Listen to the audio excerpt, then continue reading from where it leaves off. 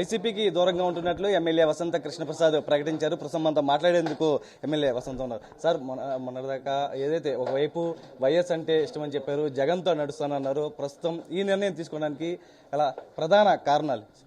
YS అంటే ఇష్టం కాదు. ఇదిగోండి, వైఎస్ రాజశేఖర రెడ్డి గారు ఇదే స్థానంలో మా పార్టీలు ఉన్నప్పుడు మా ఇంటికి వచ్చి ఒకరోజు ఇక్కడే నిద్ర చేసి, ఆ రోజున నా పిల్లల వయసులు ఈరోజు ఏమో గ్రాడ్యుయేషన్ చేస్తూ ఉంది. వీడు గ్రాడ్యుయేషన్ చివరి దశలో ఉన్నాడు. ఇంకొక పెళ్ళి అయిపోయి ఇంకొక పెళ్ళి అయి కూడా 6 ఏళ్ళు అయింది. ఇంకొక నెలకి నాకు మనవడు పుట్టబోతా ఉన్నారు. ఆ స్థాయికి ఎదిగారు వారు. ఇది నా కుటుంబం, నా అక్కలు, మేమందరం కలిపి ఆ రోజున మా మదర్ అందరం కలిపి ఆయనతో తిరిగాం. ఎప్పుడు ఏ వేదికలో ఉన్నా ఆయన దేవుడే. దానికి ఇప్పుడు ఈ రోజుకి ఆయన దేవుడు అయినంత మాత్రాన జగన్మోహన్ రెడ్డి గారిలో కూడా ఆ లక్షణాలు ఉండాలి కదా మన మద్దతు ఇవ్వాలంటే.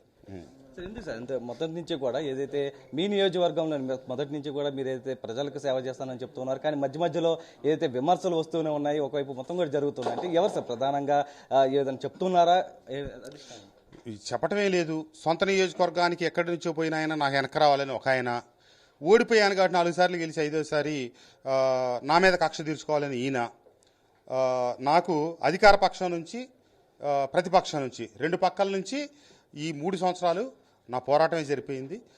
ఆ పోరాటం నుంచి బయటపడతామే ఈ రోజు ఉన్నటువంటి పరిస్థితి. అంతకుమించి విషయంలో కూడా మంత్రి జోక్యం ఎక్కువగా ఉంటుందని కూడా మీరు ఆరోపిస్తున్నారు. ఆల్రెడీ సీఎంఓలో కూడా చాలా పిలిచారు.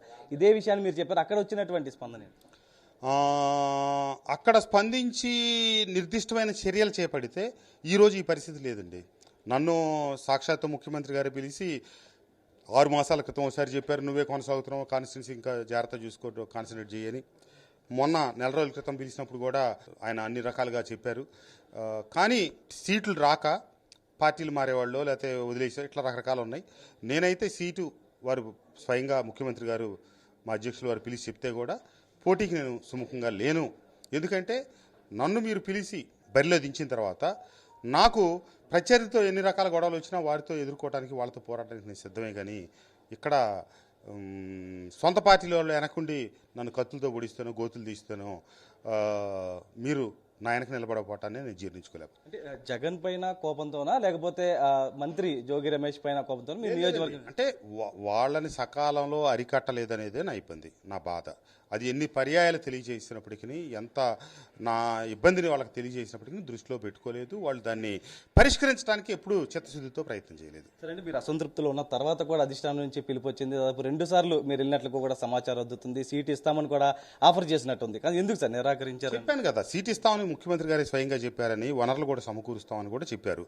కానీ నన్ను ఇబ్బంది పెట్టినప్పుడు నన్ను వారు ఇప్పుడు కొంతమంది రాజకీయాల్లోకి అధికారం కోసం పరమావధిగా వస్తారు, కొంతమంది కక్షల కోసం వస్తారు, కొంతమంది కార్పణ్యాల కోసం వస్తారు, కొంతమంది సంపాదించుకోవడం వస్తారు. అందరూ ఒకే ఘాటన కట్టడం లేదు. కొంతమంది గౌరవం కోసం కూడా వస్తాం మాలాంటి వాళ్ళు. ఆ గౌరవం మాకు దక్కనప్పుడు, మా మనసు గాయపడ్డప్పుడు దూరం జరగక తప్పని పరిస్థితులు అంటే అంటే జోగి రమేష్ పెడ నుంచి పెనమలూరు వెళ్ళారు. అయినా కూడా మైలవరం విషయంలో ఇప్పుడు సీటు సంబంధించి మీ శిష్యుడే ఇప్పుడు సీటు కూడా ఇక్కడ ప్రకటించడం జరిగింది. అంటే ఏ విధంగా చెప్తారు? ఇప్పుడు వాళ్ళ హడావుడి అంతా చూస్తూ ఉన్నామండి. ముఖ్యమంత్రి గారు ముందుగా నిర్ణయించుకున్న వ్యక్తి ఇంకొక వాళ్ళని పిలిచి మాట్లాడారు. కానీ వాళ్ళు తనకి అదుపులోకి రారనే ఉద్దేశంతో అప్పటికప్పుడికి 1 గంటలో ఇతను తీసుకెళ్ళి నా ఏమైతే అనుకున్నానో నా భావన ముఖ్యమంత్రి గారు మరోసారి నిరూపించారు. ఏడాది క్రితమే టీడీపీలోకి టచ్లోకి వెళ్ళారంటూ కూడా ఒక ప్రచారం చేస్తుంది. అందుకనే సైలెంట్గా ఉన్నారు, పార్టీ పైన విమర్శలు చేస్తున్నారంటూ కూడా. అసత్యం, అవాస్తవం. నేను చెప్పాను కదా, కొన్ని విషయాల్లో విభేదించాను. చంద్రబాబు నాయుడు గారిని తిట్టండి, లోకేష్ని తిట్టండి, పవన్ కళ్యాణ్, నాకు తిట్టాల్సిన అవసరం నాకేముంది? వాళ్ళెవరిని తిట్టడం అనేది నాకు ఇష్టం లేదు. తిడితేనే రాబోయే రోజుల్లో శాసనసభ్యులుగా టికెట్లు, ఎంపీలుగా టికెట్లు ఇస్తామని స్వయంగా ముఖ్యమంత్రి గారు నాకు 1 to 1గా చెప్పారు. మరి తిడితే ఎమ్మెల్యే టికెట్లు, కొడితే మంత్రి పదవులు, లేకపోతే పగలగొడితే ఇంకొక పదవులు ఇచ్చే పరిస్థితులు ఉన్నప్పుడు ఆ రాజకీయాన్ని నేను నమ్మట్లేదు, ఆ రాజకీయాన్ని నేను ఇష్టపడలేదు. అంటే మైలవరం నుంచా, లేకపోతే మీ ప్రత్యర్థి పెనమలూరు నుంచి పోటీ చేయబోతున్నారు?